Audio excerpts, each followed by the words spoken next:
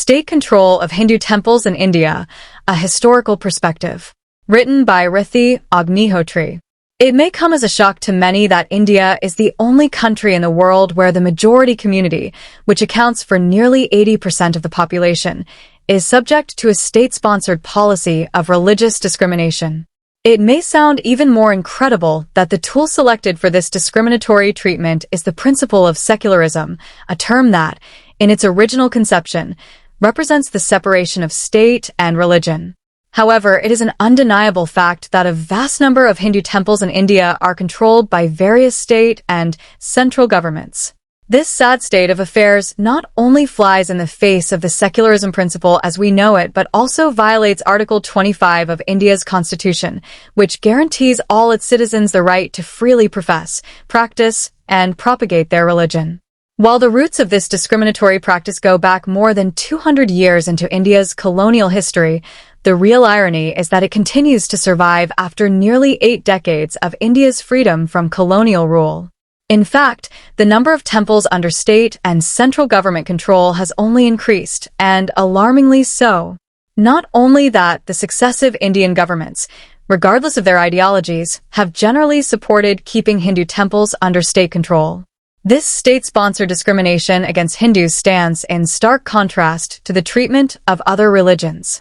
Muslims and Christians enjoy complete freedom to run their places of worship without any state interference, as do the Sikhs, Jews, Parsis, Baha'i, and numerous other religions that make up the diverse Indian society.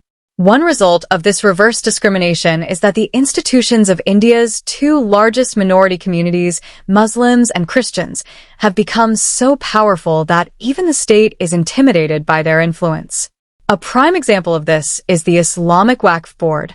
Very few people realize that this Islamic institution is the 3rd largest landowner in India after the defense and railway sectors. Indeed, nearly 77% of Delhi is on Waqf land, including the Delhi High Court, the recently renovated Central Vista, Jawaharlal Nehru Stadium, and the CGO complex. However, the Hindus, representing nearly 80% of India's population, have no legal rights over the lands owned by their temples. Instead, their assets are often repurposed for secular projects at the state's discretion, placing the Hindu community at a significant disadvantage in terms of propagating their religion. With their biggest temples under state control, the Hindus have little to no ability to access the temple funds for charitable activities or to preserve Hindu culture and knowledge traditions. On the contrary, the funds that could be used to set up Vedic pathshalas, support indigenous arts, music, and dance, and build hospitals for the community are being directed to projects that typically benefit non-Hindus. In his incisive work Hindus in Hindu Rashtra, Anand Ranganathan aptly comments on the not-so-benign motives of the Indian state in sanctioning the secular loot and pilferage of Hindu temples in India. State control of Hindu temples and their property is by far the largest, financially most damaging scam of independent India. That it not only continues, but flourishes under the present government is a sad reflection of how politicians in our country treat Hindus. Even using the petroleum sector as a cash cow pales in comparison to the loot and pillaging of Hindu temples. I do not know how and why it is beyond the limits of comprehension of the flag-bearers of secularism that if you truly believe that religion should be kept out of the state, the corollary is equally applicable, that the state should be kept out of religion. Our state declares itself to be secular, but is shamelessly not so, regulating, governing, and controlling, as it does Hindu places of worship. Pre-independence period. The encroachment of Hindu authority over their religious institutions began in earnest when the British colonizers first discovered these institutions' enormous wealth and socio-political significance. Sanjeev Sanyal, in his book on the fascinating maritime history of the Indian subcontinent, points out that before the arrival of Turkish invaders in India, they were powerful sponsors of maritime trade networks. He explained that during the rise of the Chola Empire in southern India in the 11th century, corporatized trade guilds financed by Hindu temples were actively involved in maritime trade.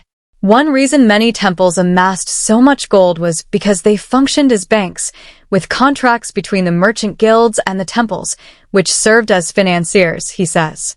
Sanyal further notes that around the 13th century, this structure suddenly collapsed, suggesting that the destruction of Hindu temples by Turkish invaders disrupted the financing of the entire network during that period. Thus, the dynastic rulers of southern India, including the Cholas, Pallavas, Pandyas, Vijayanagara Empire, Naikas, and Marathas, made significant contributions to the aesthetic and cultural development of temples in South India. Additionally, the emperors of the land of Tamil Nadu endowed the temples with large tracts of agricultural lands and jewelry. When the British first entered India, temples served as vital centers of cohesion for the Hindu community. To further their colonization agenda and support Christian missionary efforts, the British deemed it necessary to dismantle the Hindu temple ecosystem. Thus, the Madras Regulation 7 was passed in 1817 to take over the administration of temples in South India. Similar regulations were also enacted in other parts of India, such as Regulation 19 in Bengal in 1810 and a comparable regulation in Bombay in 1827. However, the British involvement in the administration of Hindu temples became controversial for their colonial empire in India. The ruling establishment in England believed that managing heathen institutions contradicted the tenets of Christianity. Consequently, they ordered the colonial government in India to withdraw from the administration of Hindu religious institutions. In February 1833, the British administration issued a directive to withdraw its involvement in Hindu institutions, gradually handing over the management to trustees and muths for prominent temples by 1945. The Religious Endowments Act of 1863 further facilitated this process by transferring the administration of Hindu temples from the British government to trustees. Suddenly, hundreds of temples in the Madras Presidency became free to manage their affairs with little or no interference from the government. This reprieve proved to be short-lived. Soon enough, the British Empire's rapacious greed resurfaced, and the Madras Religious and Charitable Endowments Act of 1925 was enacted, bringing Hindu temples under state control once again. Importantly, this act applied to not only Hindu temples but all religious institutions, including churches and mosques, drawing widespread protests from the Christian and Muslim communities. However, since the British government did not hear significant protests from Hindus, they simply redrafted it as the Madras Hindu Religious and Endowment Act of 1927 and made it applicable to Hindus only. The 1927 regulation was the decisive step in setting the precedents for normalizing state-sanctioned discrimination against Hindus while letting the other religious communities manage their religious institutions. The anti-Hindu policy was made even more poignant by the enactment of the Sikh Gurudwara Act in 1925, which transferred the control of all Gurudwaras to an independent Sikh body. This was the first time in the nearly 400-year history of these two communities that a state-sponsored distinction was imposed upon their respective places of worship. The bottom line is that by 1927, the British Raj had implemented a series of blatantly discriminatory regulations that imposed strict state control on Hindu religious institutions while excluding other religions like Islam, Christianity, and Sikhism from such control. Post-independence period. In 1947, India finally bade good riddance to the British Raj, and a new government composed of its native citizens took its place. However, if Hindus had thought the newly formed government would go out of its way to undo the discriminatory policies of the colonizers, they were soon to be disillusioned. The newly formed government did go out of its way, not to remove the anti-Hindu policies of the colonial era, but to perpetuate and normalize them. The politics of appeasement had officially arrived in the post-independence India. Within 4 years of India's independence, the Madras government enacted the Madras Hindu Religious and Charitable Endowments Act 1951. This act replaced the religious endowment boards with a government department called the Hindu Religious and Charitable Endowments Department, paving the way to bring temples even further within the ambit of state control. The department, led by a commissioner and supported by a hierarchy of officials, had the authority to oversee the secular affairs of Hindu temples and muths. This resulted in dismantling the traditional system of managing temples and introducing a new structure that defined and designated duties, responsibilities, and authority at different levels. However, the provisions of the 1951 Act were soon challenged in the Madras High Court and, later, in the Supreme Court in the Shire Mut case. The latter case revolved around the autonomy and rights of religious institutions, specifically Hindu mutts, in managing their affairs without undue government interference. The Madras High Court delivered its 1951 landmark judgment in the case, striking down nearly 20 sections of the 1951 Charitable Endowment Act as unconstitutional and in violation of the fundamental rights of Hindus. More importantly, the court found the sections in the act that allowed the takeover of Hindu temples by issuing notifications as unconstitutional. The Shire Mutt judgment set a precedent for protecting religious freedoms in India as guaranteed by Article 25 of the Indian Constitution. It also explicitly addressed constitutional issues related to religious denominations, Article 26 of the Constitution, and the taxation of religious institutions. However, the Madras government filed an appeal before the Supreme Court and refused to follow the court's orders to exit from the administration of 50 prominent Hindu temples. In yet another landmark verdict safeguarding the rights of Hindus, the Supreme Court in 1954 ruled that religious institutions possess the right to manage their religious affairs independently, without the undue interference of the state, as long as their activities did not infringe on public order, health, morality, etc. The judgment further clarified the scope of religious denominations and their rights to protect their faith and administer property. Once again, the Madras government defied the court ruling and refused to give up its hold on the temples under their control.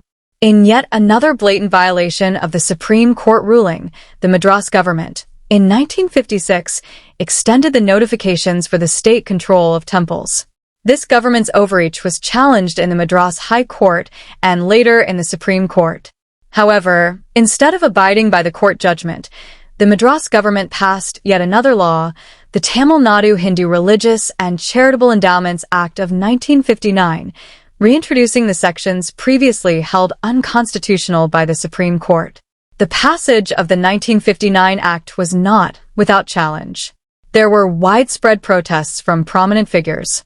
Sri Patanjali Sastry, a member of the Madras Legislative Council and former Chief Justice of India, was one of the most vocal critics of this bill. He was among the first to point out the simple fact that the responsibility of the secular state was not merely limited to protecting the rights of minorities, but also included safeguarding the rights of the majority. Nevertheless, the hubris of the Madras Legislative Assembly prevailed. Tamil Nadu politics and its role in targeted discrimination of Hindus. On the issue of the government control of Hindu temples in India, the state of Tamil Nadu pretty much sets the narrative. Several thousand of Hindu religious institutions in the state continue to be administered under the Endowment Act of 1959. Despite numerous legal challenges questioning the constitutional validity of the act, this monster continues to thrive and usurp more and more Hindu temples on the pretext of mismanagement and prevailing corruption.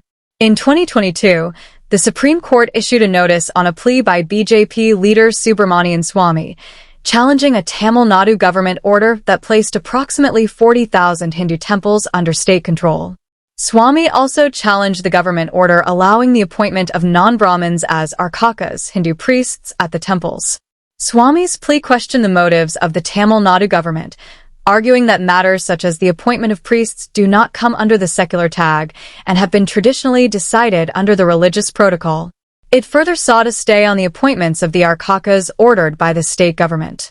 However, the Supreme Court refused to stay the Tamil Nadu government's decision to appoint temple priests. It instead supported an earlier verdict by the Madras High Court that upheld the validity of the government of Tamil Nadu's policy governing the appointment of arkakas. It defies logic that an act raised in direct violation of the 1954 Supreme Court ruling continues to stand for more than 6 decades after its passage. Not only does it make a mockery of the principle of equal treatment for all citizens guaranteed by the Indian Constitution, but also insultingly suggests that, unlike people of other faiths, Hindus have something intrinsically wrong about them that makes them unsuitable for managing their affairs. Tamil Nadu's long-ruling DMK party has a long history of promoting anti-Hindu rhetoric and propaganda.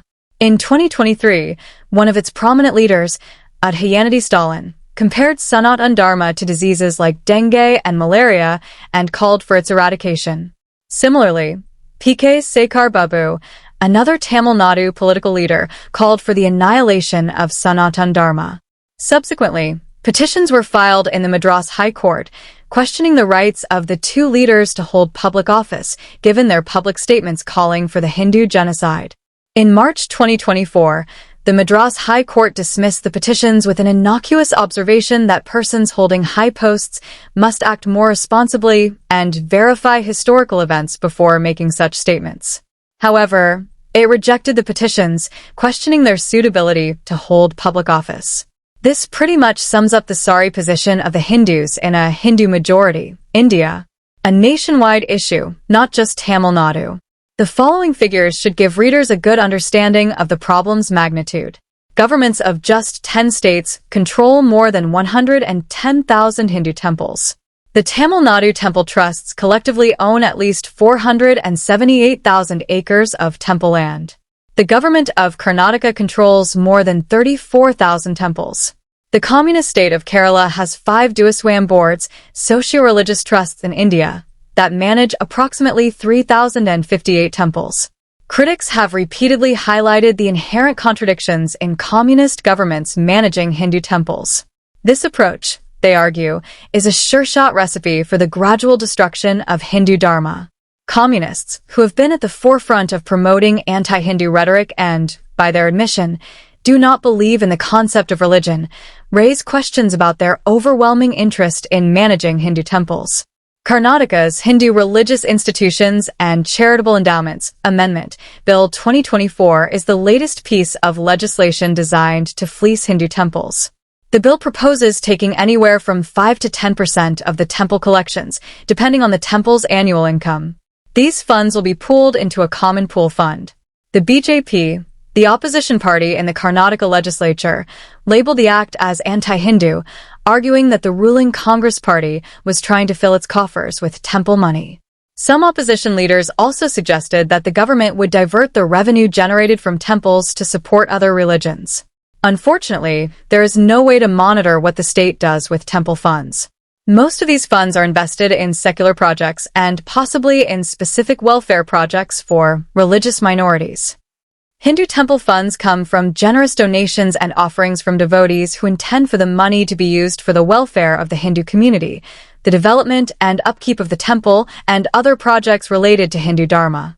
By using this money for secular projects, the state clearly violates the devotees' right to freely practice, profess, and propagate their religion, as guaranteed by the Indian Constitution.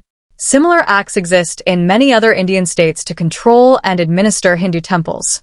In Andhra Pradesh alone, at least 22,000 temples are managed by the Endowments Department. Almost every state government in independent India has enacted laws or regulations to take control of Hindu religious institutions. All major Hindu temples across India are directly or indirectly under government control. The Badrinath and Kedarnath temples in Uttarakhand are managed by a committee nominated by the state government. The affairs of the Sri Jagannath Temple in Puri, Orissa, are also managed by a committee constituted by the state government. The Mahakaleshwar Temple in Madhya Pradesh is tightly controlled by the state government through the Mahakaleshwar Mandir Act. The frustration of the Hindu community is further exacerbated by the judiciary's continued disregard for their pleas for help. In October 2023, the Supreme Court of India dismissed a plea filed by advocate Ashwini Upadhyay, which challenged various provisions of the Hindu Endowments Acts across the country. The plea argued that these provisions violate the right to equality since other religions have no such regulations governing their places of worship. The plea reportedly challenged the Endowment Acts of Karnataka, Andhra Pradesh, Telangana, Puducherry, and Tamil Nadu. To sum up, the state control of Hindu temples in India is often justified using Article 25, 2a of the Indian Constitution, which allows the state to regulate or restrict any financial, political, or secular activity associated with religious practice. However, Supreme Court lawyer and writer J. Sai Deepak argues that the provisions of Article 25, 2a have been distorted to justify this control. He contends that the supposed distinction between religious and secular affairs doesn't exist in managing religious places. For example, religious activities like organizing pujas and other ceremonies require funds, which is considered a secular activity. Since temple funds are tightly controlled by the state, it is the state that decides how much money will be allocated for religious activities and when. This, he argues, clearly amounts to state interference in religious matters. Moreover, there are many examples of how the state regulates even the religious functions of temples, infringing on Hindu traditions. For instance, at the Mahakaleshwar temple in Madhya Pradesh, the state government controls everything from appointing pujaris to deciding the size of lattice distributed as prasad to devotees. We shall leave the reader with these parting words from Anand Ranganathan's Hindus in Hindu Rashtra. Only in India can you step aside and watch as the state appoints non-Hindus, Muslims like Farhad Hakim, Christians like Vengalpudi Anita, on boards that control Hindu temples. Only in India will the Hindus remain silent as their temple idols are stolen, temple property auctioned, and the whole temple-driven ecosystem and its way of life dismantled. Assault on temples has turned into an assault on Hinduism itself. Imagine a Hindu priest or a politician controlling and dictating how St. Francis Church or the Jama Masjid should be run. If that happens, perhaps our judiciary would indeed conduct a midnight hearing crying death of secularism.